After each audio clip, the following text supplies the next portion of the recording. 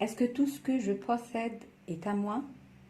Est-ce que tout ce que j'ai gagné durant ma vie était à cause de mon intelligence et mon travail? Et si je dépense tout mon argent, aurais-je d'autres? Est-ce que c'est seulement l'argent que je considère un don de Dieu? Veuillez regarder la vidéo jusqu'à la fin. Ensuite, répondez. C'est Amira Mounib, une femme musulmane qui ne cherche que la satisfaction de Dieu et ayant comme conviction les paroles du prophète Mohammed sallallahu alayhi wa sallam. Si à cause de toi, Dieu guide une personne, ça sera beaucoup plus mieux pour toi que des agneaux. Aujourd'hui, nous parlons de la subsistance de Dieu. La subsistance de Dieu, c'est ce que vous bénéficiez et non pas ce que vous obtenez. Alors que vous pouvez gagner beaucoup d'argent, mais vous ne pouvez pas les dépenser durant votre vie. Donc, vous n'y profitez pas. Dans ce cas, cette subsistance n'est pas la vôtre, mais c'est celle d'une autre personne et vous n'êtes que son garde qui va la remettre à son patron. Toute subsistance dont l'homme jouit est de la part de Dieu. Dans la sourate de Saba, verset numéro 34, au nom d'Allah le clément, le miséricordieux, dit: Qui donc vous procure votre subsistance des cieux et de la terre? Dit Dieu. Prophète Muhammad sallallahu alayhi wa sallam dit: Le fils d'Adam répète: Mon argent, mon argent. Fils d'Adam, de tout ton argent, tu n'as que celui que tu as mangé et terminé, celui que tu t'es habillé et rendu obsolète, celui que tu as déjà donné par charité. Alors, toujours,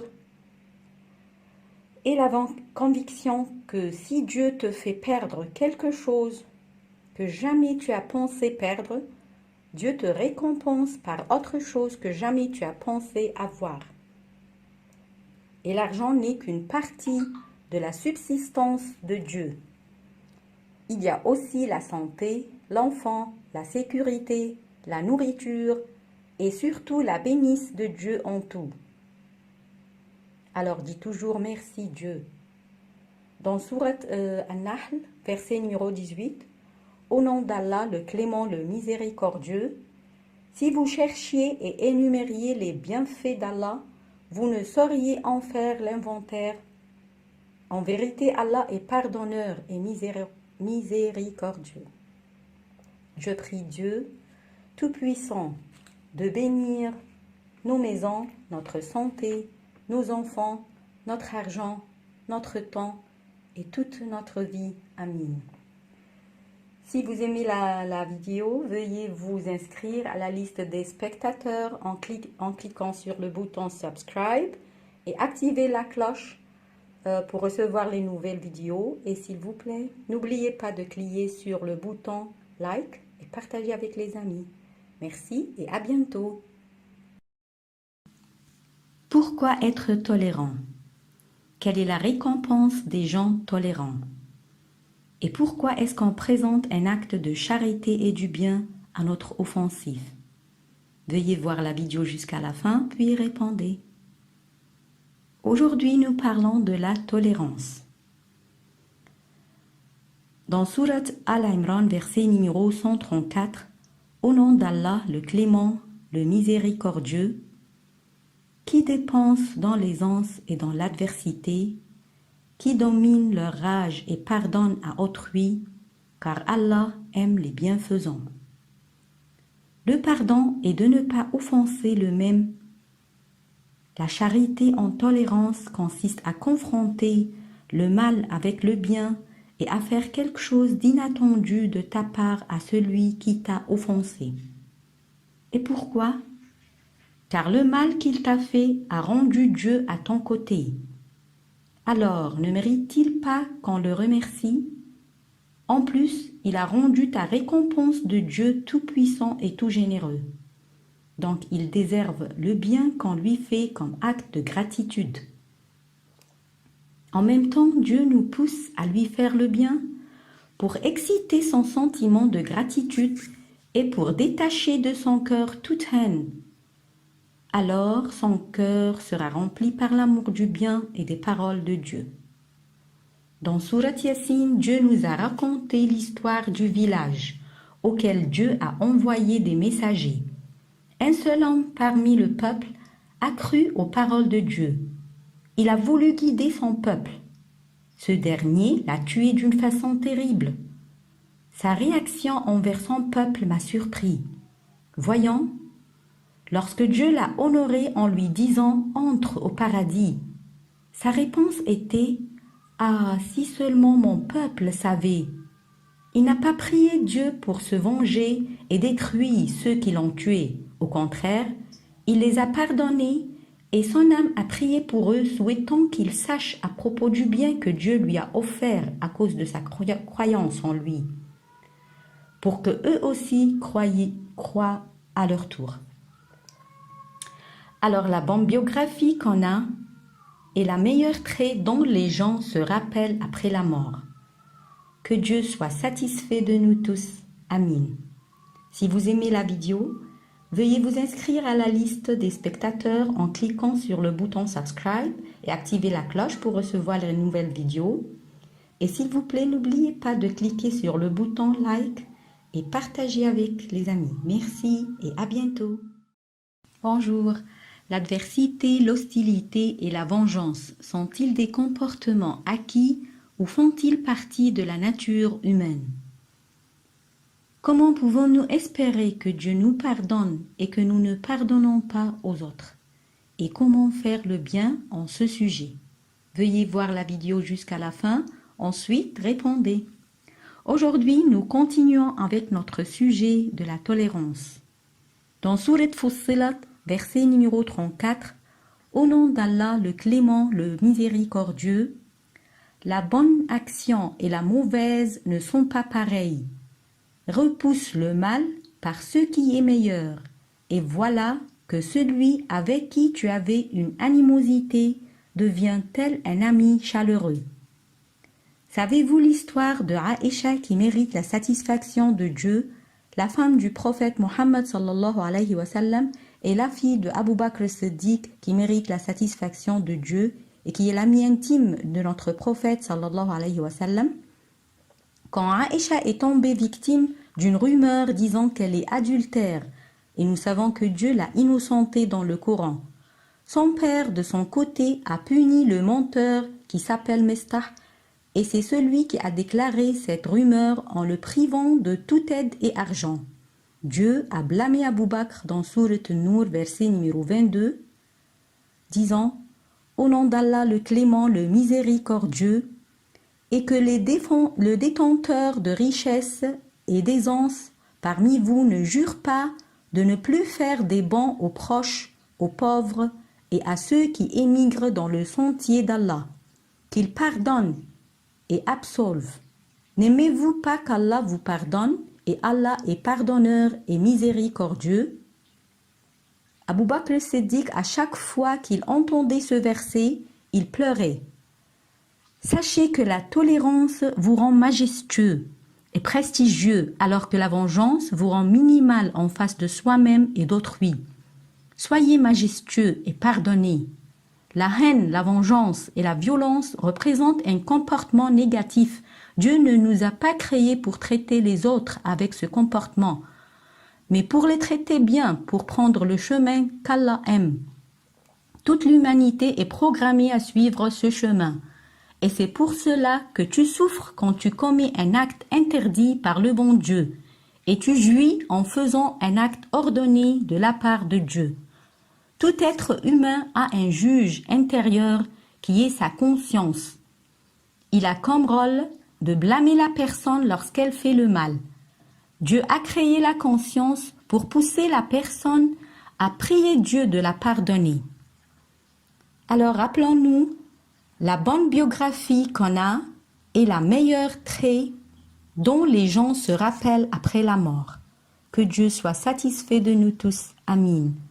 Si vous aimez la vidéo, veuillez vous inscrire à la liste des spectateurs en cliquant sur le bouton subscribe et activer la cloche pour recevoir les nouvelles vidéos. Et s'il vous plaît, n'oubliez pas de cliquer sur le bouton like et partager avec les amis. Merci et à bientôt. Bonjour. Est-ce que l'amour de Dieu envers l'homme est le plus profond ou vice-versa? Comment se manifeste l'amour de Dieu envers l'homme? Et comment la créature exprime-t-elle son amour pour le Créateur? Veuillez voir la vidéo jusqu'à la fin, ensuite répondez. L'amour de Dieu envers nous se manifeste dans les paroles de Dieu dans le Saint-Coran.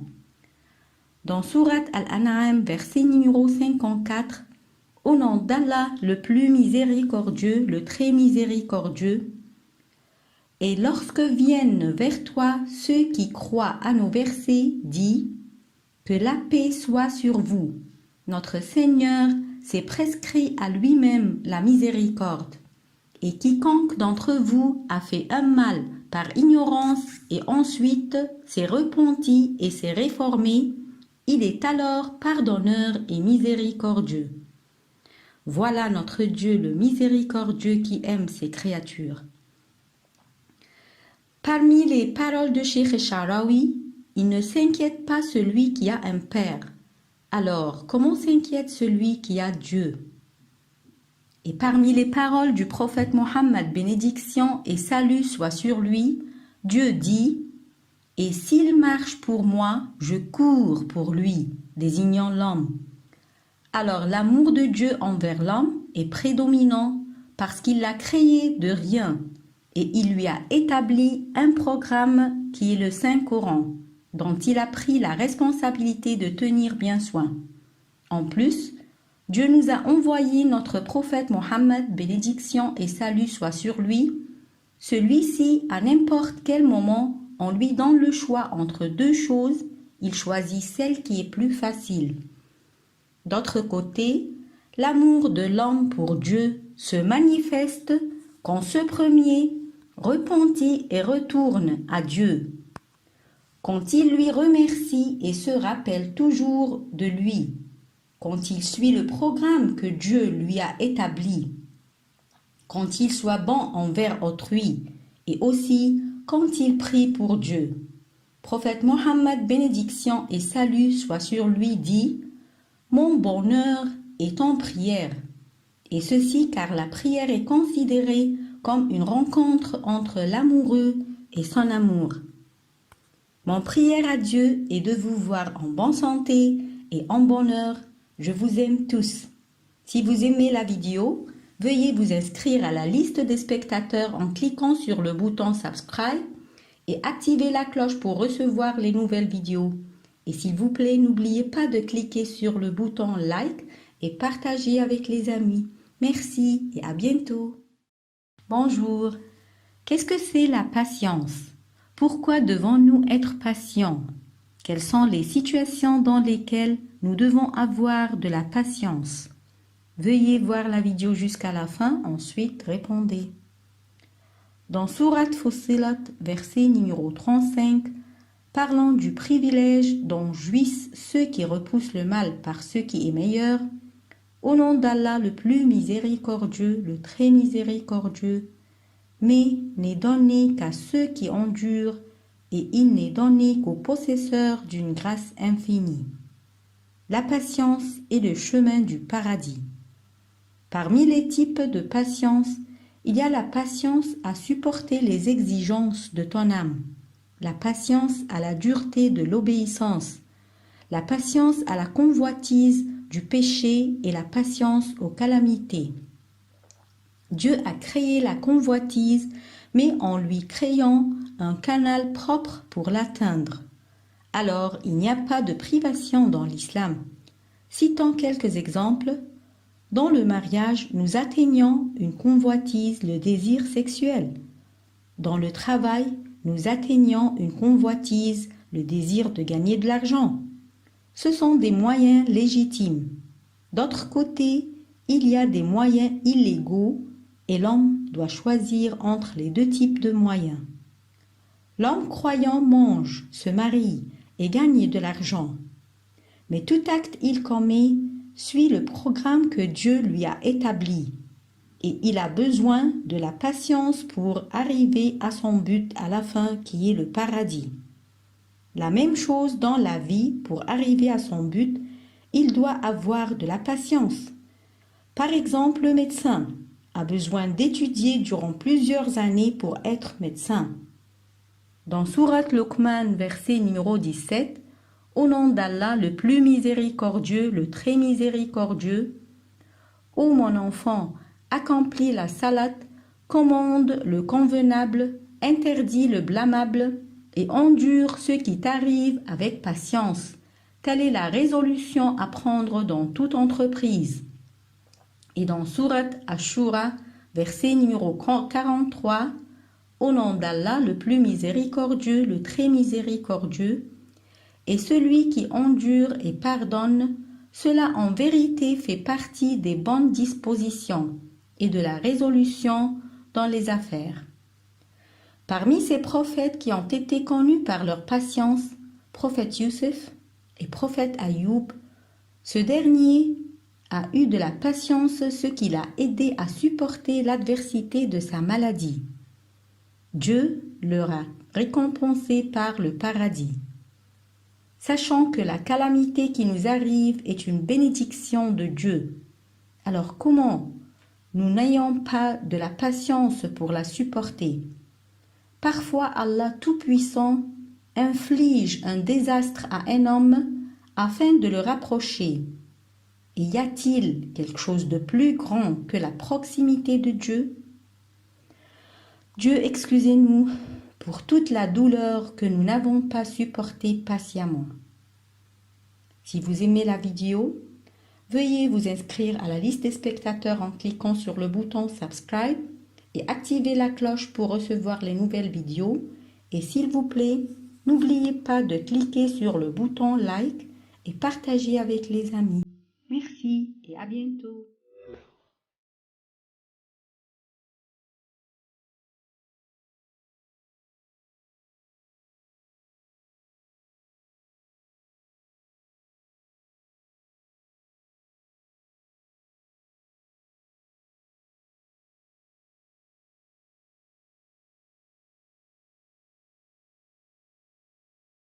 Bonjour. La miséricorde de Dieu a-t-elle des limites? Comment se manifeste la confiance de l'homme dans la miséricorde de Dieu? Dieu a établi la punition, mais lequel est préférable pour le bon Dieu? La justice ou la miséricorde? Veuillez voir la vidéo jusqu'à la fin, ensuite répondez. Toute la clôture du Saint-Coran commence au nom d'Allah, le très miséricordieux, le tout miséricordieux. Et ne commence pas par un autre nom d'Allah, tel que le fort ou le puissant. La miséricorde de Dieu englobe toutes ses créatures. Alors, nous nous demandons, est-ce que l'affliction est de la miséricorde de Dieu? Aussi, oui, car l'affliction est ou bien un examen pour mesurer la confiance de l'homme et en sa miséricorde, ou bien pour alléger la punition dans l'au-delà. Dieu Tout-Puissant nous a créés pour avoir pitié de nous. Dans Sourate Fussilat, verset numéro 46, au nom d'Allah, le très miséricordieux, le tout miséricordieux, ton Seigneur cependant n'est injuste envers les serviteurs.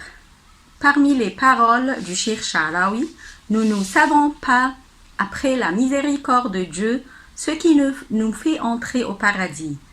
Lorsque nous avons pitié les uns des autres, nous nous caractérisons par un des caractères de Dieu, qui est la miséricorde. Et c'est ce que Dieu nous a demandé. Alors, nous nous approchons de lui. Le croyant croit en la miséricorde de Dieu Tout-Puissant. Et c'est pour cela que lorsqu'il commet le péché, vite il retourne à Dieu miséricordieux et demande son pardon. Dieu Tout-Puissant a créé le monde pour qu'il soit le lieu du travail et où nous sommes évalués par l'affliction, les calamités et la joie. Et autant que notre confiance en la miséricorde de Dieu Tout-Puissant et autant de notre patience qu'il nous pardonne dans l'au-delà. Alors, il fait souffrir pour récompenser et il prend pour donner le meilleur. Et c'est pour cela que certains spécialistes de la doctrine pensent qu'il faut mentionner certains noms d'Allah Père. Par exemple, celui qui abaisse, celui qui élève, celui qui donne considération, celui qui avilit. Dans Sourate Al-A'raf, verset numéro 156, au nom d'Allah, le très miséricordieux, le plus miséricordieux, et prescrit pour nous le bien ici-bas ainsi que dans l'au-delà. Nous voilà revenus vers toi repentis. Et Allah dit, je ferai que mon châtiment atteigne qui le veut, et ma miséricorde embrasse toutes choses. Je la prescrirai à ceux qui craignent, acquittent la zakat et ont foi à nos signes. Je prie Dieu pour nous tous de nous prescrire dans la vie le bien et à l'au-delà. Si vous aimez la vidéo, veuillez vous inscrire aux spectateurs en cliquant sur le bouton subscribe et activer la cloche pour recevoir toutes nouvelles. Et s'il vous plaît, n'oubliez pas de cliquer sur le bouton like et partager avec les amis. Merci et à bientôt.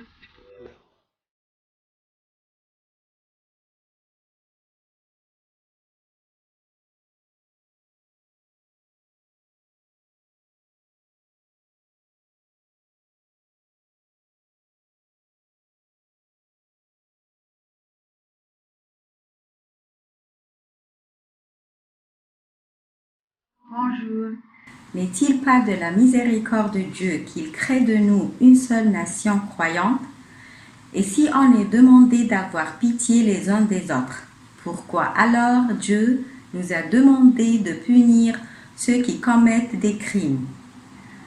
Dans Sourate Hud, verset numéro 118, Dieu Tout-Puissant dit « Au nom d'Allah, le très miséricordieux, le plus miséricordieux, et si ton Seigneur avait voulu, il aurait fait des gens une seule communauté. Or, ils ne cessent d'être en désaccord. Mais il ne faut pas forcer quelqu'un dans la religion. Les gens sont différents parce qu'ils sont libres à choisir. Dieu a voulu que sa relation avec ses serviteurs soit une relation d'amour. Dieu Tout-Puissant dit dans Sourate Al-Baqarah, verset numéro 165, « Or les croyants sont les plus ardents en l'amour d'Allah. Quiconque doute qu'il ait été créé pour la misère est fautif, car s'il pense bien, il trouvera la miséricorde de Dieu dans la majeure partie de sa vie. Si l'homme concentre dans les paroles de Dieu, il réserve à qui il veut sa miséricorde, et Allah est détenteur d'une grâce immense.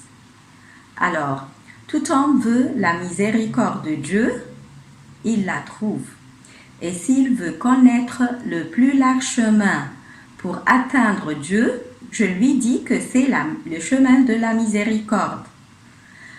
Dieu Tout-Puissant dit, « Malheur donc à ceux dont les cœurs sont endurcis contre le rappel d'Allah.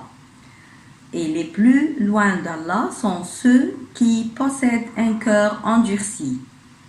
C'est de la miséricorde de Dieu qu'il nous ait envoyé notre prophète Mohammed, que la paix soit sur lui. » Dieu a déclaré dans Sourate Al-Anbiya, verset numéro 107, « Et nous ne t'avons envoyé qu'en miséricorde pour l'univers. » Ce prophète, quand Dieu lui a donné le choix de prendre le commandement de sa nation, il a refusé, disant, « Non, Dieu, qu'il soit entre tes mains.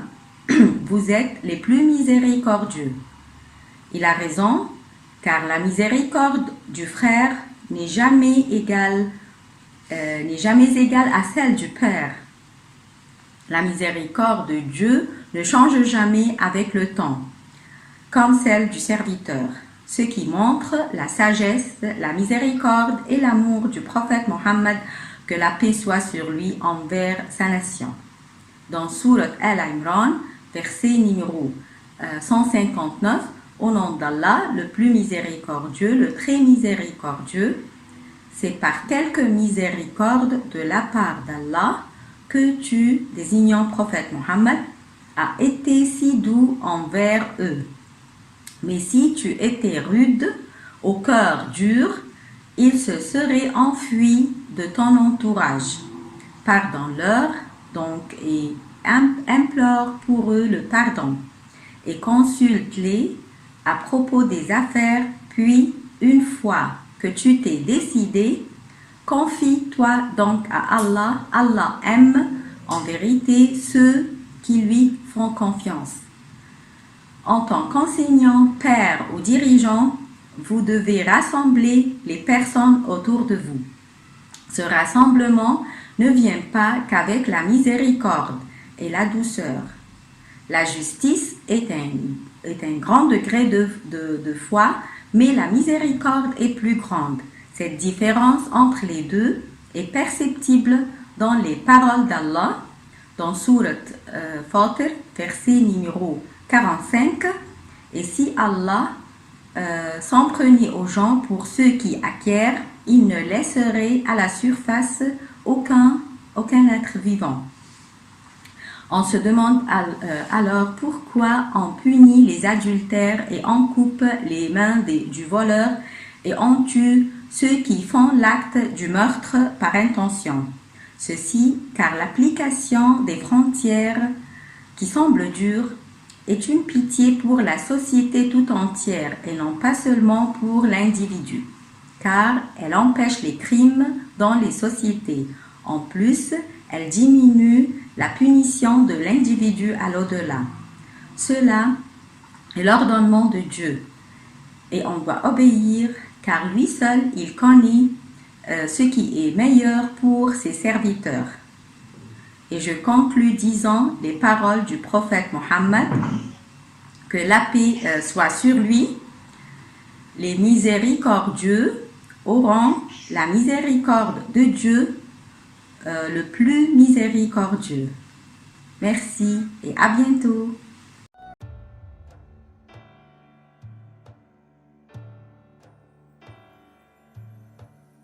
La tristesse. Si Dieu le plus miséricordieux n'aime pas qu'on soit triste, pourquoi alors il nous a créé le sentiment de tristesse? Comment la tristesse est-elle mentionnée au Coran? Le croyant est-il capable de remplacer la tristesse par le bonheur? Veuillez voir la vidéo jusqu'à la fin, ensuite répondez.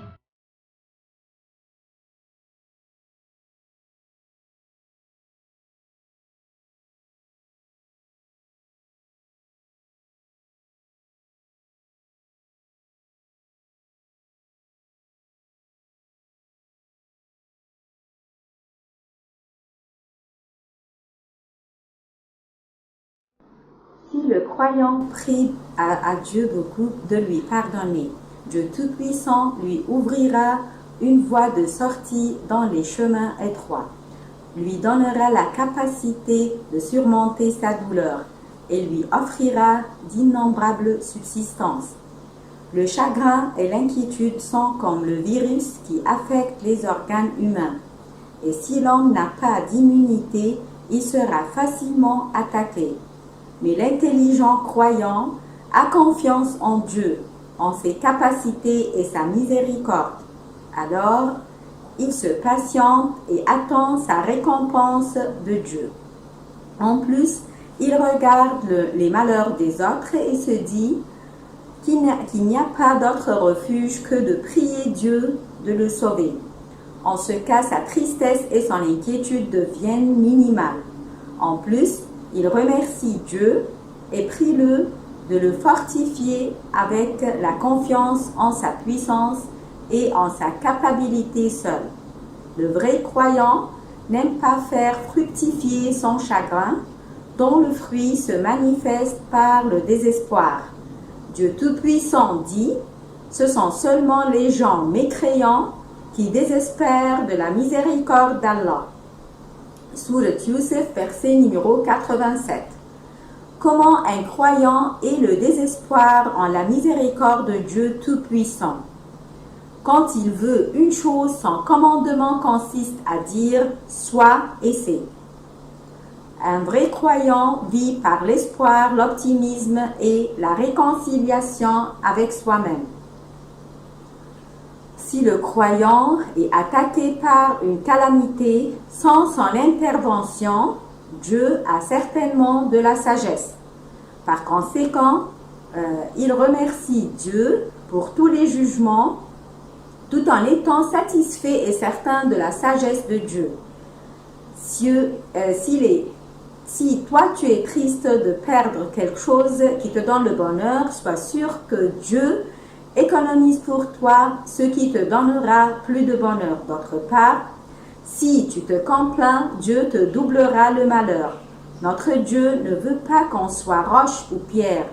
Et il veut qu'on ait des émotions, de pleurer, mais doucement. Notre saint prophète Mohammed nous a enseigné précisément ce que Dieu veut en ce sujet, disant « L'œil pleure et le cœur se soumet à Allah ».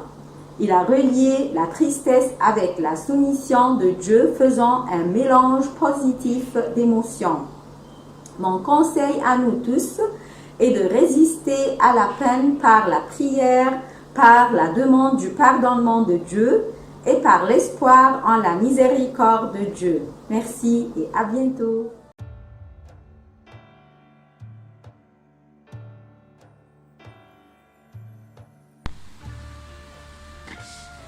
Je continue avec le sujet de la tristesse.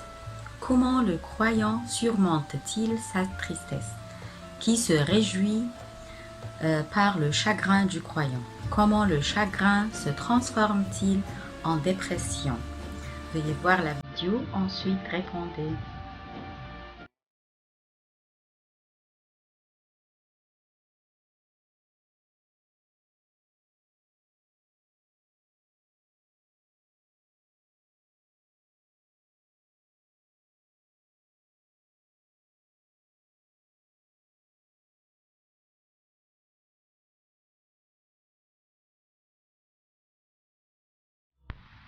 À chaque fois que tu es submergé par ton chagrin, murmure à ton cœur que Dieu est avec toi.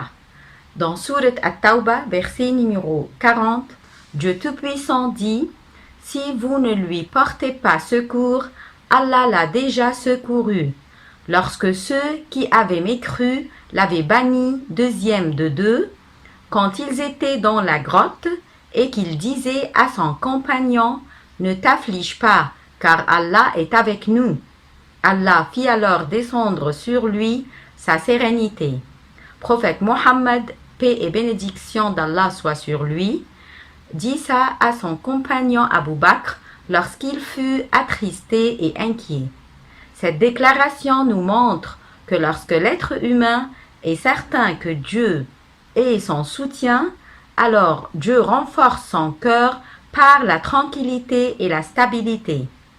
Les psychologues disent que la dépression de l'homme ne provient pas souvent du problème qu'il a subi, mais de l'exagération et de la réflexion approfondie sur ce problème, ce qui rend sa pensée négative.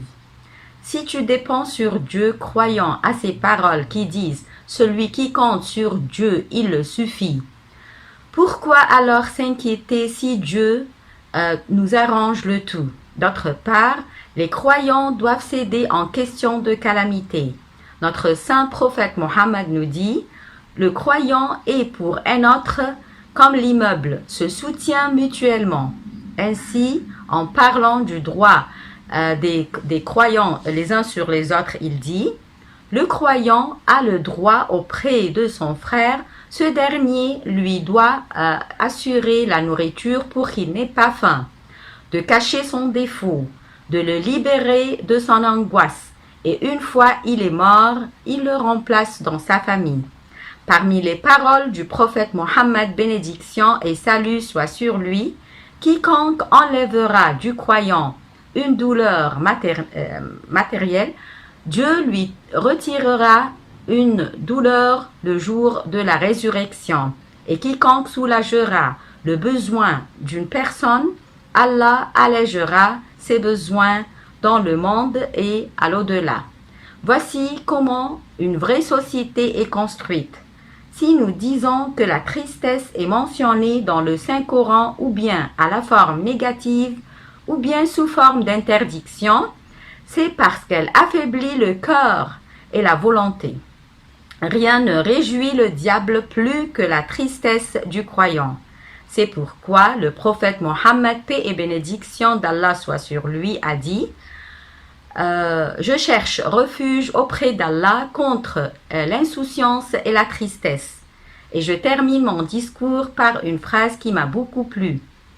Disons, le commandement de Dieu est accompli toujours, soit avec ta patience étant croyant, soit avec ta plainte étant mécréant. Et soyez sûrs que tout ce que Dieu nous prescrit est beaucoup plus mieux que ce que nous voulons. Ô Dieu, transforme notre tristesse et notre souci en joie. Merci et à bientôt.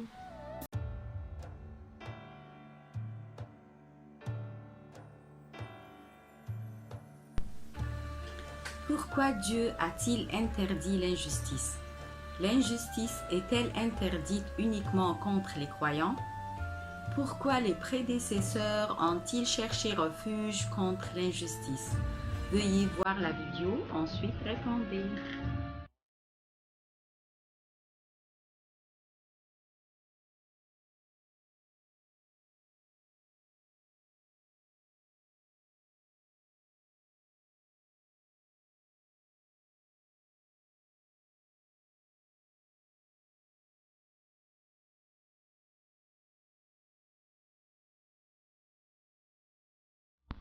Ayez peur de l'injustice. Ô peuple, crains Dieu. C'est le meilleur commandement à tout moment. Rien ne vaut de craindre Dieu. Et quiconque craint Allah, il lui donnera une issue favorable et lui accordera un don par des moyens sur lesquels il ne comptait pas. Et quiconque place sa confiance en Allah, il lui suffit. Surat At-Talaq, versets numéro 2 et 3. Aujourd'hui, nous parlons d'un grand péché qui annule de bonnes actions, qui fait hériter des inimitiés et des querelles et transforme la vie du peuple en enfer. L'injustice est considérée parmi les grands péchés à cause de son danger. Dieu l'a privé à ses serviteurs comme à lui-même. Alors, selon la déclaration de Muslim, Dieu dit dans le hadith, ô mes serviteurs, je vous ai interdit l'injustice comme je l'ai interdit à moi-même. Alors ne soyez pas injustes les uns envers les autres. Lorsque l'injustice apparaît parmi les gens, il les détruit. Dans Surat Hud, verset numéro 102, Dieu Tout-Puissant dit « Telle est la rigueur de la prise de ton Seigneur quand il frappe les cités lorsqu'elles sont injustes. Son châtiment est bien douloureux et bien dur. » En plus, Dieu n'aime pas les gens injustes et ne les guide pas. Comme c'est mentionné dans Surat Al-Baqarah, verset numéro 258. Dieu dit « Allah ne guide pas les gens injustes. » Et toute injustice est interdite pour tout être humain, qu'il soit croyant ou mécréant, et aussi pour tout être vivant. Citant quelques exemples d'injustice, je dis les insultes, la violence verbale et matérielle, prendre de l'argent illégalement, retarder le remboursement des dettes, les moqueries et les plaisanteries qui attaquent la dignité d'une personne, et ainsi de suite. Et personne ne songe qu'un de ces actes d'injustice, Dieu le laisse passer sans châtiment. Mais il doit y avoir un jour où les oppresseurs et les opprimés se tiennent entre les mains de Dieu pour les juger équitablement.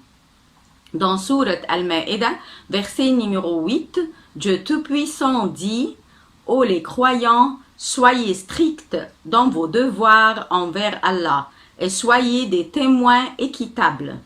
Et que la haine pour un peuple ne vous incite pas à être injuste. Pratiquez l'équité, cela est plus proche de la piété. Et craignez Allah, car il est certes parfaitement connaisseur de ce que vous faites. » Et Dieu nous met en garde contre l'injustice parce que les conséquences sont terribles. Dans Sourate Ash-Shura, verset numéro 227, Dieu Tout-Puissant dit « Les injustes verront bientôt le revirement qu'ils éprouveront. » Ô Dieu, montre-nous le bien et accorde-nous de le suivre, et montre-nous le mal et accorde-nous de l'éviter. Refuge-nous de toute injustice et des oppresseurs. Merci et à bientôt.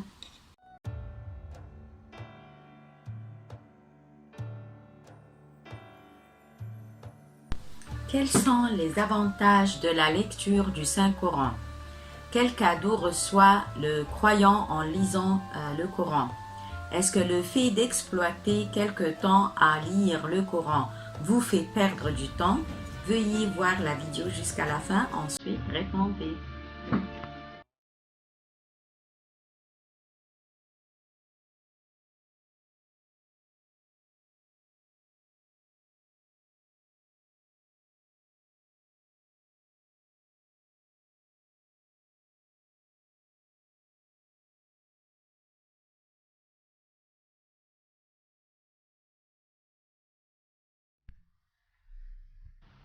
Parlant des avantages de la lecture du Coran, on trouve qu'elle sème la confiance et la tranquillité dans l'âme du croyant, sachant que Dieu est avec lui tout le temps et à tout moment. Elle augmente sa capacité à surmonter ses douleurs et ses chagrins, et à supporter toutes les difficultés qu'il rencontre dans la vie. La lecture du Coran augmente la stabilité de la religion dans le cœur du musulman et élimine tous les soupçons suscités par les murmures du Satan, ce qui augmente l'optimisme et la force de l'homme ainsi que son estime de soi-même. Dans Sourate Al-Isra, versets 78 et 79, Dieu Tout-Puissant dit « Accomplis la salate au déclin du soleil jusqu'à l'obscurité de la nuit, et aussi la lecture à l'aube, car la lecture à l'aube a des témoins, désignant la lecture du Saint-Coran. » La lecture du Coran élimine le pessimisme, la frustration et la dépression du musulman. Lire le Coran est un remède contre la tristesse, l'illusion et l'angoisse. Elle éloigne la personne de la peur. Dans Sourate Al-Ma'arij, versets 19 à 22, Allah dit « Oui, l'homme a été créé instable. Quand le malheur le touche, il est abattu, et quand le bonheur le touche, il est grand refuseur, sauf ceux qui pratiquent la salade. » Nous récitons le Coran dans chacune de nos prières. Dieu implante une lumière de sa part dans le lecteur du Coran et fait l'aimer par ses créatures.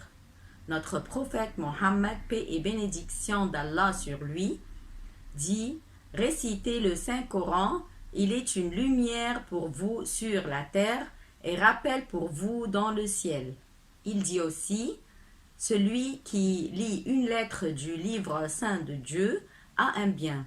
Et un bien est récompensé par Dieu 10 fois. » Je ne dis pas Alif, Lam, Mim est une lettre, mais Alif est une lettre, Lam est une lettre et Mim est une lettre, est aussi pareillement.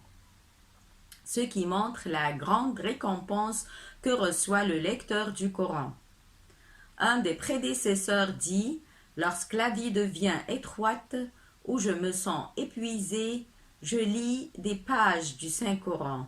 Ce ne sont que quelques jours et Dieu ouvre-moi de larges chemins de subsistance et de connaissance. Le Coran est un des trésors de Dieu, qui ne l'offre qu'à celui qui soumet à Dieu son âme et son temps et qui fait du Coran son priorité. Alors, si vous vous soumettez au livre de Dieu et commencez par lui votre journée, vous récoltez les fruits que Dieu vous permet.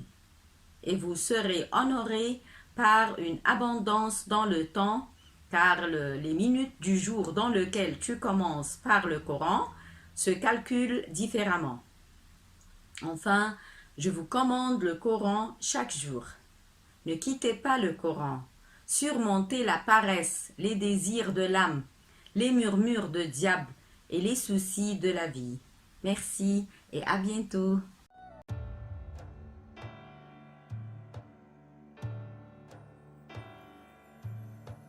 Pourquoi Allah a consacré aux prophètes des miracles et quel était le miracle de chacun? Pourquoi Allah a qualifié les mots du Coran dans Sourate Al-Kahf, verset 109, par ces paroles? Dit, si la mer était une encre pour écrire les paroles de mon Seigneur, certes la mer s'épuiserait avant que ne soient épuisées les paroles de mon Seigneur. Comment Allah a-t-il défié les Arabes? Veuillez voir la vidéo jusqu'à la fin, ensuite répondez.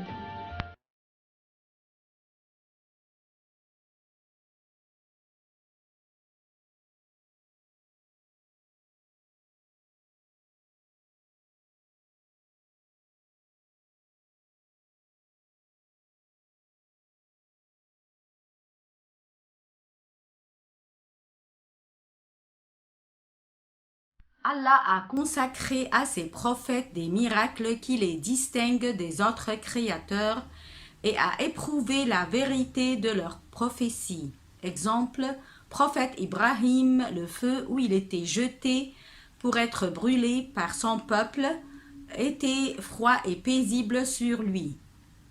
Prophète Moussa Moïse, Allah le soutient avec le miracle de la magie pour qu'il puisse être comme les sorcières du Pharaon.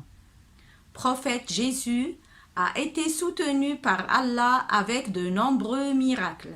Citant, il guérit le lépreux et le muet, et il donne la vie de nouveau aux morts. Puis est venu notre prophète Mohammed, paix et bénédiction d'Allah sur lui, avec le miracle du Saint-Coran. Et puisque Dieu a défié les Arabes, connus par leur éloquence, alors il les a défiés par leur potentiel, c'est-à-dire par les mêmes lettres qu'ils utilisent. Donc, la matière utilisée est la même, qui est leur lettre de l'alphabet. Et aussi, les mots utilisés sont les mêmes. Pourquoi alors la formulation d'Allah était-elle plus forte? Cela est dû au fait que le fabricant est différent. Allah a voulu leur dire que le Coran par lequel je vous ai défié n'était pas construit par de nouvelles lettres, mais par les mêmes lettres que vous utilisez. Alors, la matière de construire est la même, mais ce sont les structures qui sont nouvelles. Car le parleur chez eux est créature, mais dans le Saint-Coran, le parleur est le créateur. C'est pour cela que chaque fois vous lisez dans le Coran, vous découvrez de nouvelles significations. Allah dit, même si les hommes et les djinns s'unissaient pour produire quelque chose de semblable à ce Coran, ils ne sauraient produire rien de semblable, même s'ils se soutenaient les uns les autres. Sourate Al-Isra, verset 88. Et Allah aussi dit, ne médite-t-il donc pas sur le Coran? S'il provenait des nôtres qu'Allah, ils y trouveraient certes maintes contradictions. Surat An-Nisa, verset 82. Et pourtant, les Arabes doutent en Coran. Allah a remédié ce sujet disant: si vous avez un doute sur ce que nous avons révélé à notre serviteur, tâchez donc de produire une sourate semblable et appelez vos témoins que vous adorez en dehors d'Allah, si vous êtes véridiques. Surat Al-Baqarah, verset 23. Dieu a défié les Arabes dans plusieurs sourates, comme dans Surat Hud, verset 13, où il dit, ou bien ils disent, il a forgé, dit, apportez donc 10 sourates semblables à ceux-ci forgés par vous et appelez qui vous pourrez pour vous aider, hormis Allah, si vous êtes véridique. Il dit aussi, défiant les païens dans Surat Yunus, verset 38, ou bien ils disent, il désignant Mohammed, l'a inventé, dit, composez donc une sourate semblable à ceci, et appelez à votre aide n'importe qui vous pourrez en dehors d'Allah si vous êtes véridique. Le défi d'Allah est général à tous les Arabes qui sont connus par leur leadership linguistique, mais malgré cela, ils étaient incapables de produire même une seule sourate comme celle dans le Coran. Il suffit de savoir que Dieu, non seulement est celui qui avait fait descendre le Coran, mais il est aussi son gardien. Et ça me vient à l'esprit une parole que j'ai entendue une fois, disant que l'auteur de tout livre commence par une introduction où il demande pardon s'il oublie ou s'il commet une faute dans son livre. Mais Allah Tout-Puissant a commencé le Coran après Al-Fatiha par Surat Al-Baqarah où il dit au début, c'est le livre au sujet duquel il n'y a aucun doute, c'est un guide pour les pieux. Alors, louange à Allah qui a fait descendre sur son serviteur le livre et n'y a point introduit de tortuosité. Merci et à bientôt.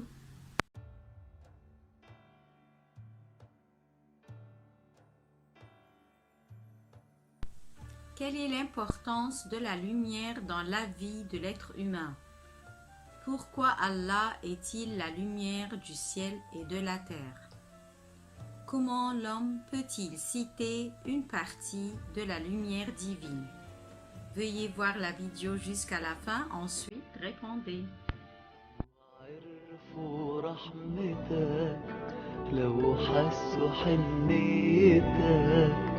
لو داقوا مرة محبتك لو كان هدفهم جنتك كان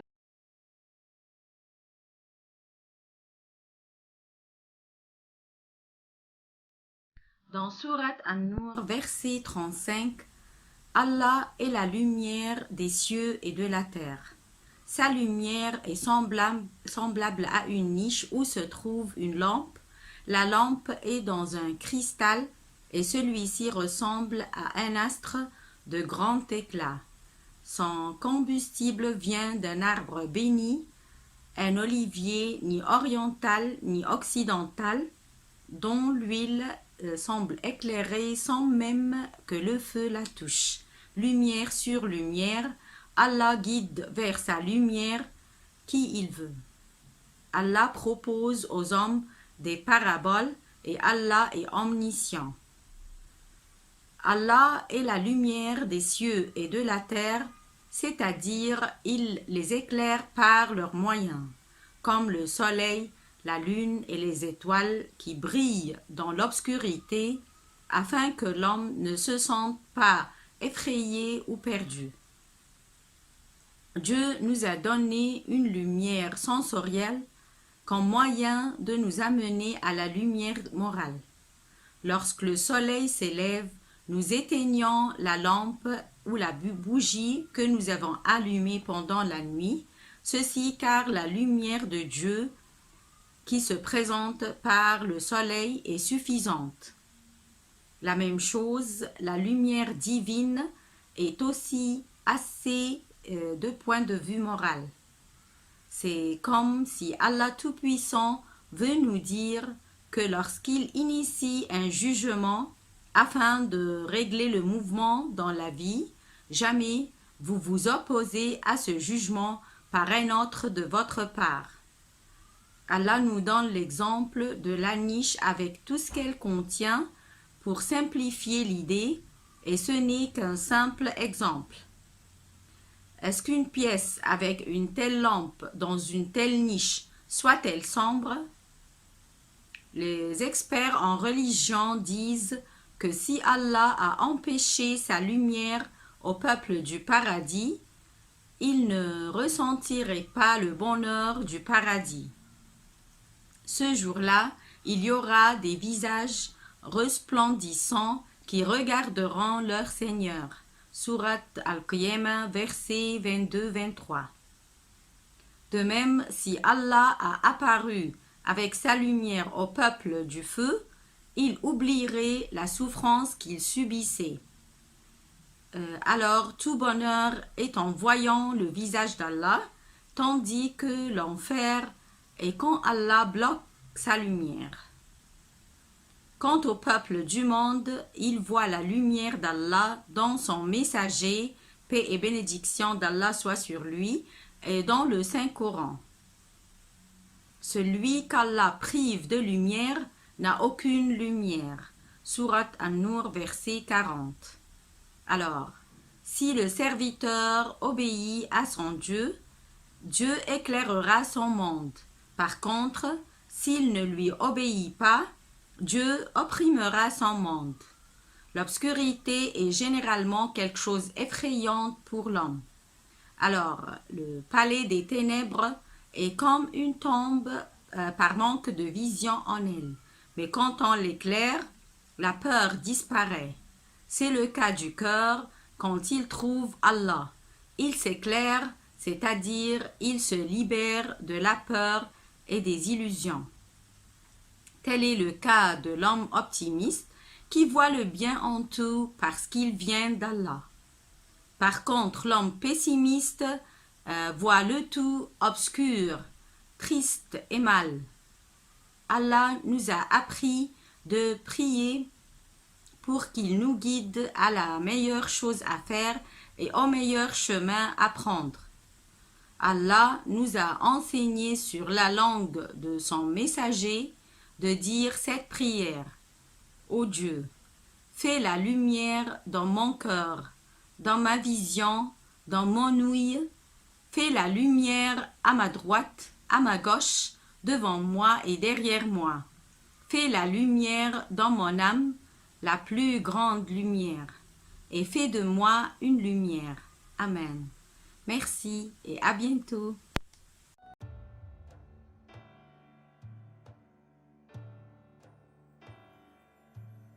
Mohammed, le messager d'Allah.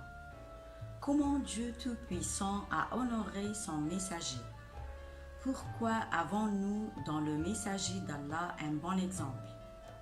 Mentionnez quelques-unes des qualités de notre saint prophète. Veuillez voir la vidéo jusqu'à la fin, ensuite répondez.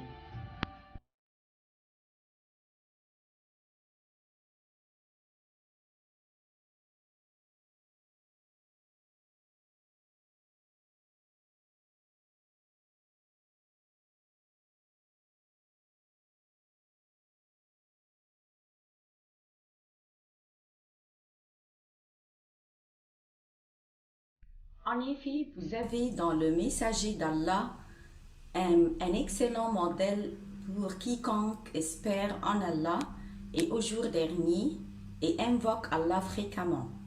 Mohammed, paix et bénédiction d'Allah soit sur lui, est notre saint prophète qui ne ressemble à aucun dans ses manières et ses qualités.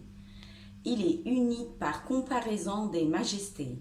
Allah le félicite dans le Coran, dans Sourate Al-Qalam, verset 4, disant « Et tu es certes d'une moralité éminente. » Il est pour nous le modèle dont on doit suivre ses actions, ses paroles et ses prescriptions.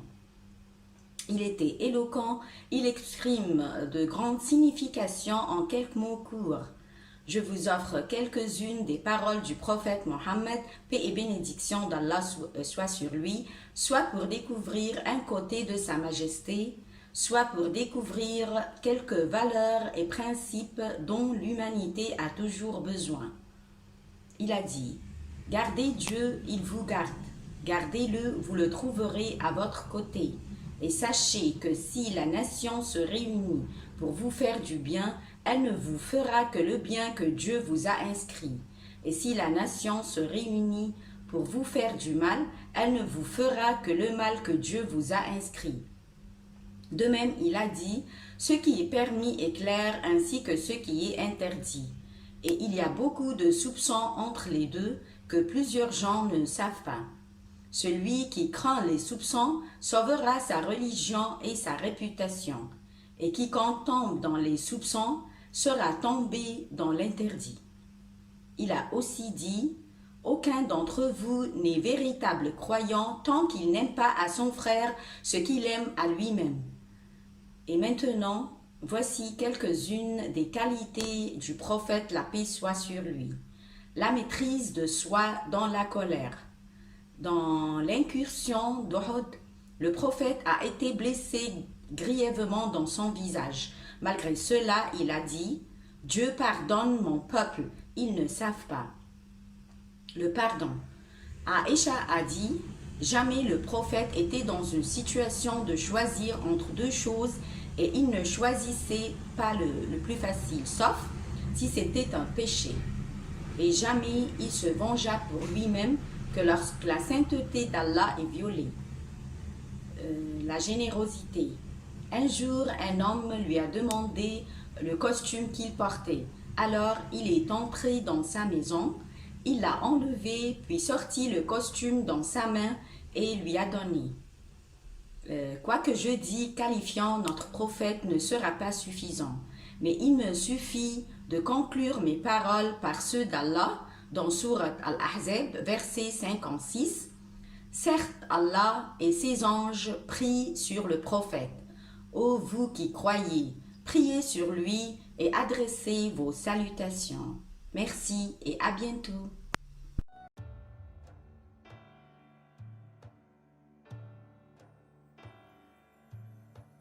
Qu'est-ce qui fait que les gens commettent les péchés l'un après l'autre? Qu'est-ce que c'est l'humblement? Quel est le signe d'Allah qui montre qu'il a accepté le repentir du pécheur? Veuillez voir la vidéo jusqu'à la fin, ensuite répondez.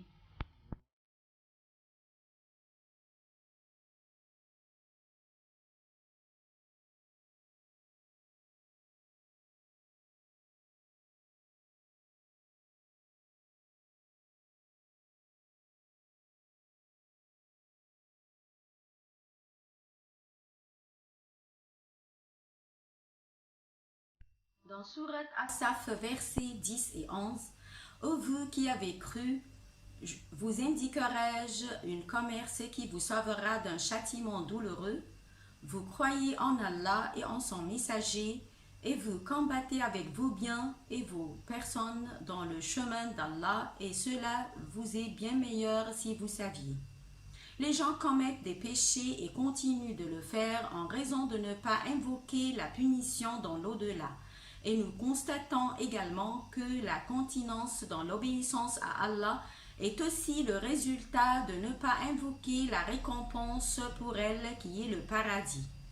L'un des meilleurs types de lutte djihad est le djihad de l'âme en restant à l'écart des péchés et en travaillant à obéir à Allah dans toutes les questions de la vie.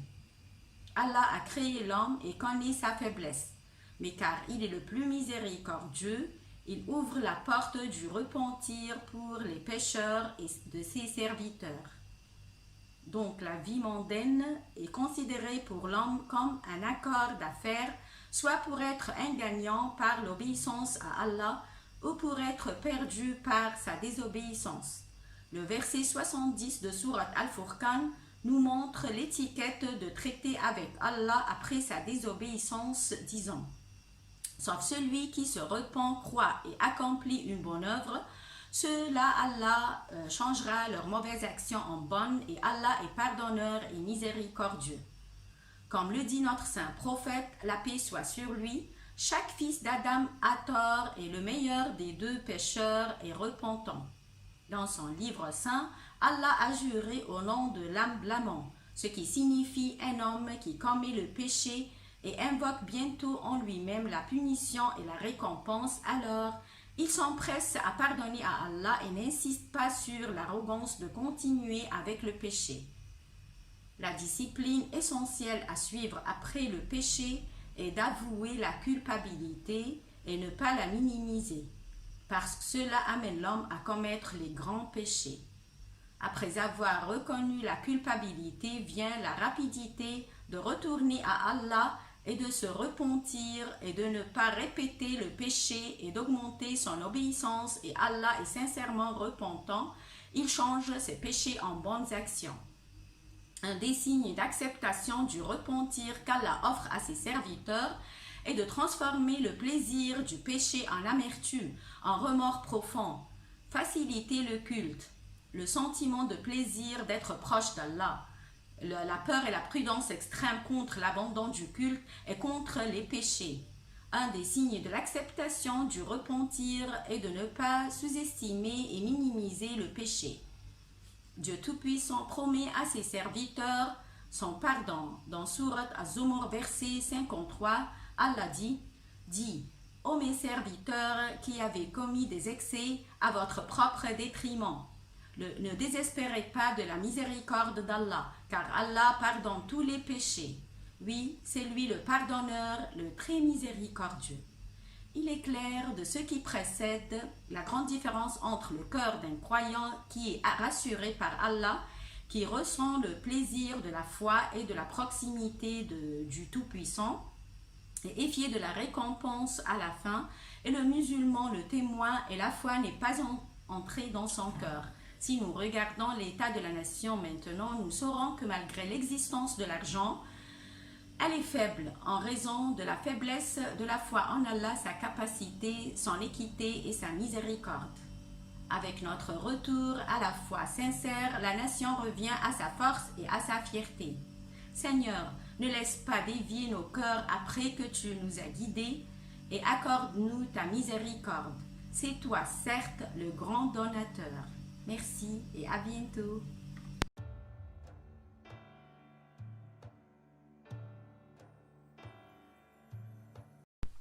Pourquoi on ne devrait jamais désespérer de la miséricorde d'Allah? Pourquoi faut-il toujours garder une bonne relation avec Allah? Quelle est la vraie raison du désespoir et de la dépression? Veuillez voir la vidéo jusqu'à la fin, ensuite répondez.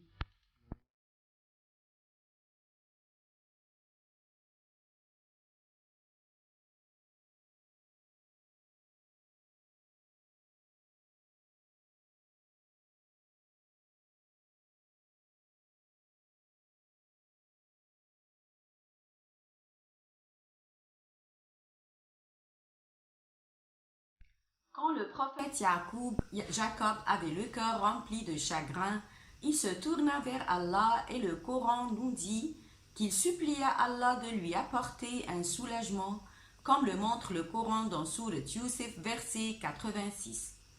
Il dit: je me plains qu'à Allah de mon déchirement et de mon chagrin, et je sais de la part d'Allah ce que vous ne savez pas. Le prophète Mohammed a également dit: il n'y a pas de malheur ou de maladie qui frappe un musulman, ni souci, chagrin, mal ou détresse, pas même la piqûre d'une épine, pour lesquelles Dieu n'effacera pas une partie de ses péchés. Pourquoi alors désespérer? Allah met l'accent sur l'importance d'établir et de maintenir une connexion avec lui, pour avoir toujours l'espoir et pour empêcher le désespoir d'attaquer notre cœur. Allah met aussi l'accent sur l'importance de maintenir des relations avec autrui. Dans notre époque, une des causes les plus courantes du désespoir est l'isolement et le détachement par rapport aux autres. Allah nous a demandé d'être bienveillants envers les autres et cela inclut de ne pas laisser à elle-même une personne aux prises avec divers problèmes susceptibles de la mener au désespoir. Un peu de soutien peut l'aider à mieux surmonter son épreuve. Allah nous demande également de ne pas nous moquer les uns des autres, de ne pas les mépriser les autres, d'abuser d'eux ou les rabaisser. Dans Sourate Al-Hujurat, verset 11, Allah dit « Ô vous qui avez cru, qu'un groupe ne se raille pas d'un autre groupe, ceux-ci sont peut-être meilleurs qu'eux, et que des femmes ne se raillent pas d'autres femmes. Celles-ci sont peut-être meilleures qu'elles. Ne vous dénigrez pas et ne vous lancez pas mutuellement des sobriquets. Quel vilain mot que perversion lorsqu'on a déjà la foi. Et quiconque ne se repent pas, ceux-là sont les injustes. » Un croyant prend soin de sa relation avec Allah. Cela se fait en lisant régulièrement le Coran, en ayant une conscience constante de sa présence et en faisant beaucoup d'invocations. Ensuite, la personne doit reconnaître l'œuvre du diable dans le désespoir qu'elle ressent. En effet, le diable lui fait imaginer toutes sortes de scénarios plus terribles les uns que les autres, mais complètement faux.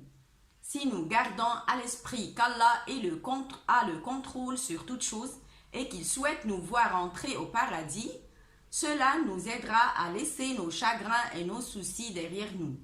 Si nous faisons face à nos craintes et à notre angoisse en plaçant toute notre confiance en Allah, et si nous faisons preuve de notre patience et nos gratitudes en toutes circonstances, nos chagrins et nos soucis disparaîtront. Je conclus mes paroles par la prière qu'Allah nous a appris dans Sourate Taha, versets 25 à 28. Seigneur, ouvre-moi ma poitrine et facilite ma mission, et dénoue un nœud en ma langue, afin qu'ils comprennent mes paroles. Merci et à bientôt.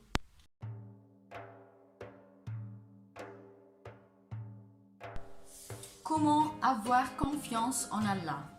La confiance en Allah est-elle en toute affaire dans la vie?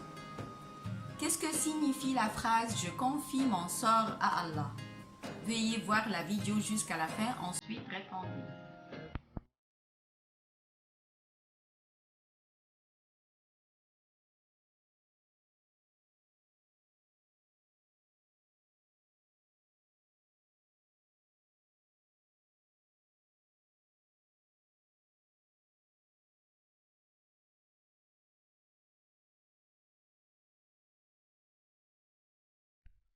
La confiance en Allah est la foi des fidèles. Allah Tout-Puissant l'a ordonné à ses prophètes, ses messagers et à ses fidèles croyants, comme il l'a déclaré dans Sourate Al-Furqan, verset 58. Et place ta confiance en le vivant qui ne meurt jamais. Dans cet endroit du Saint-Coran, Allah déclare « C'est en Allah que les croyants doivent mettre leur confiance ». Je cite comme exemple le verset 51 de la sourate At-Tawbah où Allah dit « Rien ne nous atteindra en dehors de ce qu'Allah a prescrit pour nous. Il est notre protecteur. C'est en Allah que les croyants doivent mettre leur confiance. » Et la confiance en Allah se réalise par la sincérité du cœur de la personne qui compte sur Allah pour avoir des intérêts et s'éloigner du mal, que ce soit dans le monde ou à l'au-delà, en tenant compte des raisons même si elles sont faibles et faciles, sachant qu'Allah est la cause. Quand Allah voulait nourrir Marie, que la paix soit sur elle, quand elle était faible, il l'a ordonné de secouer le tronc du palmier pour faire tomber sur elle des dattes fraîches et mûres. Et c'est à tout moment qu'on doit compter sur Allah. Et je mentionne quelques-uns des exemples dans lesquels les prophètes ont dit « Allah nous suffit, il est notre meilleur garant ». Ibrahim, que la paix soit sur lui, l'a dit quand il était jeté dans le feu. Mohammed, que la paix soit sur lui, aussi l'a dit quand on lui disait que les gens se sont rassemblés contre vous, craignez-les. Cela accrut leur foi et ils dirent Allah nous suffit, il est notre meilleur garant. Comme le mentionne le Coran dans Sourate Al-Imran, verset 173. Et concernant Hud, Allah Tout-Puissant dit dans Sourate Hud, versets 53 à 56, ils dirent « Ô Hud, tu n'es pas venu à nous avec une épreuve et nous ne sommes pas disposés à abandonner nos divinités sur ta parole et nous n'avons pas foi en toi. Nous dirons plutôt qu'une de nos divinités t'afflige d'un mal. » Il dit « Je prends Allah à témoin et vous aussi soyez témoins qu'en vérité je désavoue ce que vous associez en dehors de lui. Rusez donc tous contre moi et ne me donnez pas de répit. Je place ma confiance en Allah, mon Seigneur, et le vôtre. » Allah a aussi dit à propos de Jacob, que la paix soit sur lui, dans Sourate Yusuf, verset 67, et il dit, désignant Jacob, « Ô mes fils, n'entrez pas par une seule porte, mais entrez par portes séparées. Je ne peux cependant vous être d'aucune utilité contre les desseins d'Allah. La décision n'appartient qu'à Allah. En lui, je place ma confiance, et que ceux qui placent leur confiance la placent en lui. » Allah dit aussi sur la langue du croyant de El-Pharaon, « Bientôt vous vous rappellerez ce que je vous dis, et je confie mon sort à Allah. Allah est certes clairvoyant sur les serviteurs. » La phrase « Je confie mon sort à Allah » signifie que je lui confie tous mes affaires, mes intérêts, ainsi qu'Allah qui garde moi à l'écart de tout mal, que ça soit de votre part ou de la part d'autrui. Interprétation Al-Sadi, page 738. Et je conclus mes paroles par une prière adorable. Mon cher frère Aimer Mounib, que son âme soit en paix, m'a demandé de dire dans toutes les circonstances de ma vie. Comme l'a dit prophète Mohammed, que la paix soit sur lui.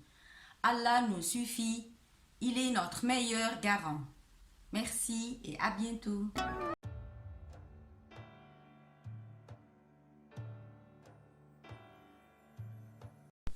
La louange est la mention de qui parmi les créatures d'Allah. Quels sont les avantages de la louange? Quel est le sens de la gloire à Allah? Veuillez voir la vidéo jusqu'à la fin, ensuite répondez.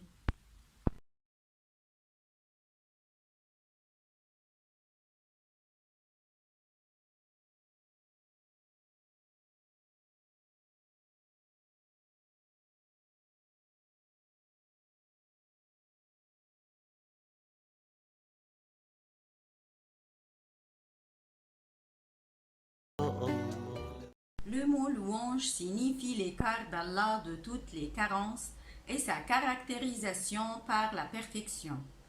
Yunus a dit louange à Allah quand il est entré dans l'obscurité des trois ténèbres, l'obscurité de la nuit, l'obscurité de la mer et celle du ventre de la baleine.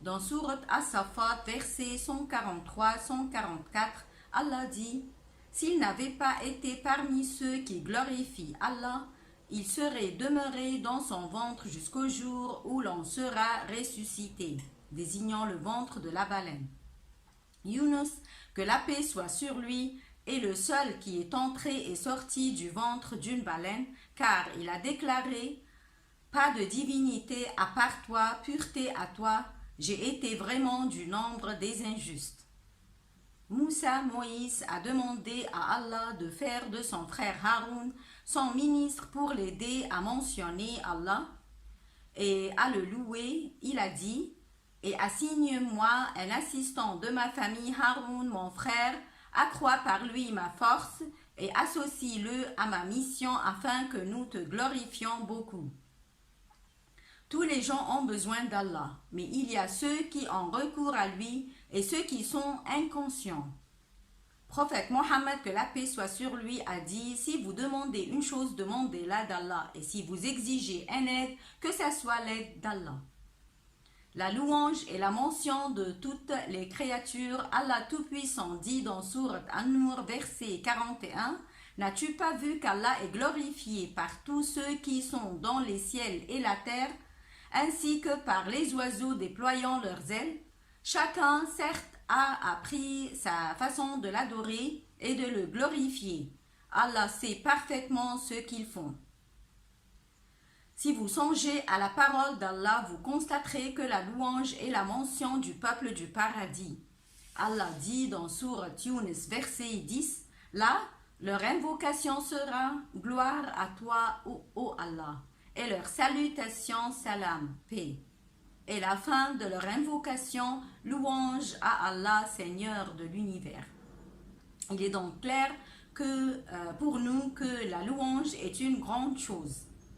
Plus un homme loue, plus Allah lui fera du bien. La louange a été faite par Allah comme une gloire pour lui et une miséricorde pour les serviteurs. Dans Sourate Al-Ahzab, verset 35, Allah dit « Les musulmans et musulmanes, croyants et croyantes, obéissants et obéissantes, loyaux et loyales, endurants et endurantes, craignants et craignantes, donneurs et donneuses jeûnants et jeûnantes, gardiens de leur chasteté et gardiennes, invocateurs souvent d'Allah et invocatrices, Allah a préparé pour eux un pardon et une énorme récompense. La louange est également liée à la satisfaction de l'âme dans ce monde et dans l'au-delà. Comment la louange peut-elle être une cause de satisfaction psychologique durant toute la journée? Dans Sourate Taha, verset 130, Allah dit « Supporte patiemment ceux qu'ils disent et célèbre sa louange avant le lever du soleil, avant son coucher et pendant la nuit. Et exalte sa gloire aux extrémités du jour. Peut-être auras-tu satisfaction. » Et à la fin de Sourate Al-Hijr, verset 97-98, Allah dit « Et nous savons certes que ta poitrine se serre à cause de ce qu'ils disent. Glorifie donc ton Seigneur par sa louange et sois de ceux qui prosternent. » Qu'Allah nous montre la vraie voie et nous facilite la suivre et nous montre la fausse voie et nous facilite l'éviter. Ô Allah, faites-nous vous louer et vous rappeler beaucoup. Merci et à bientôt.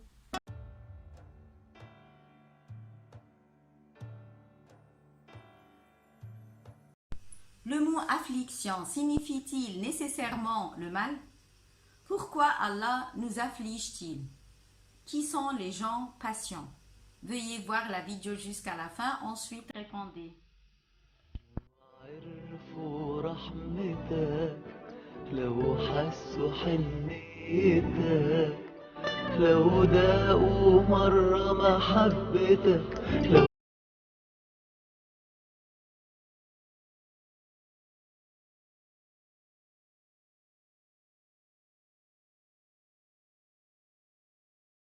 Allah a créé tous les êtres humains à partir d'argile. Ils sont un point de terre et un murmure de l'esprit d'Allah. Mais la terre a plusieurs éléments, de sorte que certaines personnes sont venues d'un morceau d'or. Chaque fois qu'il s'expose à la fusion, il se produit de l'or pur 24 carats. C'est le cas de l'être humain qui, à chaque fois qu'il s'expose à l'affliction d'Allah, il réussit comme l'or à devenir plus pur. Ce sont les gens patients qui ont donné de grands exemples de la patience. Dans Sourate Al-Imran, verset 179, Allah Tout-Puissant dit « Allah n'est point tel qu'il laisse les croyants dans l'état où vous êtes jusqu'à ce qu'il distingue le mauvais du bon. » Et la patience de l'homme contre l'affliction est due à une confiance dans le bon choix d'Allah pour lui. Le saint prophète Mohammed, que la paix soit sur lui, a dit, quand il a perdu son fils Ibrahim, « L'œil est en larmes et le cœur pleure, et nous ne disons que ce qui satisfait notre Seigneur. » Oui, il était attristé par la mort de son fils, mais il a confiance à la miséricorde d'Allah et à son choix qui est sûrement pour son mieux. Si Allah fait mourir le fils d'un homme, il demande à ses anges, « Avez-vous pris le fils de mon serviteur ?» Ils disent oui. Il dit alors, « Vous avez reçu le fruit de son cœur ?» Ils disent oui. Il leur demande ensuite, « Qu'est-ce que mon serviteur a dit ?» Ils disent qu'il a remercié Allah et s'est rappelé. Alors Allah dit, « Construisez pour lui une maison au paradis et appelez-la la maison des remerciements, raconté par Tirmizi. » C'est un endroit majestueux pour le serviteur qui a subi une calamité, une détresse et s'est patienté contre les destins douloureux. Pas tout le monde ait la grâce d'Allah en ce sujet. Dans Sourate At-Tarabun, verset 11, Allah Tout-Puissant dit « Nul malheur n'atteint l'homme que par la permission d'Allah. Et quiconque croit en Allah, Allah guide son cœur, Allah est omniscient. » Et les paroles des interprètes y sont connues. C'est que le rapport est dû au fait qu'Allah guide le cœur de l'homme. Alors il sait que le tout vient d'Allah, donc il sera satisfait et heureux. L'affliction est-elle nécessairement un mal? En outre, le mot test signifie-t-il échec ou pourrait-il signifier aussi le succès? Le mot test en soi n'est qu'un échec que pour ceux qui ne sont pas préparés. Et je termine mes paroles par celles d'Allah dans Sourate Al-Ankabut, verset 2. Est-ce que les gens pensent qu'on les laissera dire « nous croyons » sans les éprouver?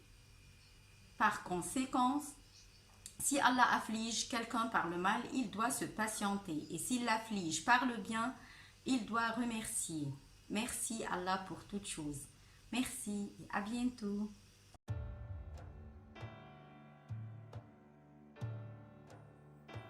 Quelle est la vertu de la prière? Quelles sont les meilleures périodes où les prières sont souhaitables? Pourquoi la prière est-elle l'une des meilleurs actes d'adoration? Veuillez voir la vidéo jusqu'à la fin, ensuite répondez.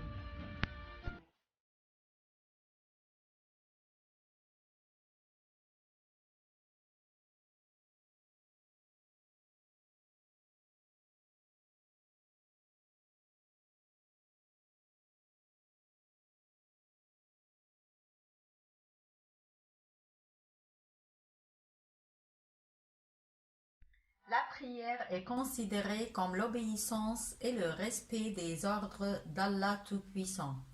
Dans Sourate Ghafir, verset 60, « Et votre Seigneur dit, appelez-moi, je vous répondrai. Ceux qui, par orgueil, refusent à m'adorer entreront bien l'enfer humiliés. » La prière est la preuve que le croyant a confié à Allah. Comme il est le plus fort et le plus capable, le plus miséricordieux et le seul à aider son serviteur faible et impuissant. Le saint prophète Mohammed, que la paix soit sur lui, dit « La prière est l'adorateur. La prière est toujours et en tout temps, en secret et en public, le matin et le soir. Il y a des moments bénis où la prière est recommandée, comme au mois de Ramadan, le vendredi de chaque semaine, un temps de la nuit, la supplication entre l'appel à la prière et la prière. Les circonstances que vivent les serviteurs ont également un rôle dans sa prière, citant sa détresse, son voyage, sa maladie. L'essentiel, c'est d'avoir une intention sincère envers Allah, le Tout-Puissant, et d'avoir une croyance en la prière, ainsi que des prières pour le prophète Mohammed, que la paix et les bénédictions soient sur lui. La louange à Allah, le soin de recevoir la Qibla, réduire la voix, car Allah Tout-Puissant n'est pas sourd, il connaît tous les secrets de ses serviteurs, aussi supplier Allah par ses beaux noms, et l'appel du pèlerin et des moujahidines pour Allah. Tout ce qui précède est l'une des raisons d'exaucer la prière, qui est considérée un signe à l'unité d'Allah. Dans Sourate Qaf, verset 16, Allah dit nous avons effectivement créé l'homme et nous savons ce que son âme lui suggère, et nous sommes plus près de lui que sa veine jugulaire. Parmi les prières acceptées et exaucées de la part d'Allah, je cite, l'appel du musulman à son frère sans qu'il sache, l'appel des opprimés, l'appel du père et de la mère à son fils ou à sa fille, l'appel du voyageur et du jeune, l'appel de l'imam juste et du bon fils, et enfin l'appel de celui qui est obligé. Parmi les avantages de la supplication, c'est qu'elle est une raison d'être soulagé et de combler les besoins, comme il plaît à Allah Tout-Puissant. Le serviteur qui prie reçoit la grande récompense d'Allah. La supplication empêche de plus le serviteur d'avoir de la négligence et d'être parmi les invocateurs d'Allah. Le but de suppliant est atteint par sa supplication et sa confiance en Allah est renforcée ainsi que son attachement à lui. Ô mon Seigneur, fais que j'accomplisse assidûment la salat ainsi que une partie de ma descendance exauce ma prière, ô notre Seigneur. Merci et à bientôt.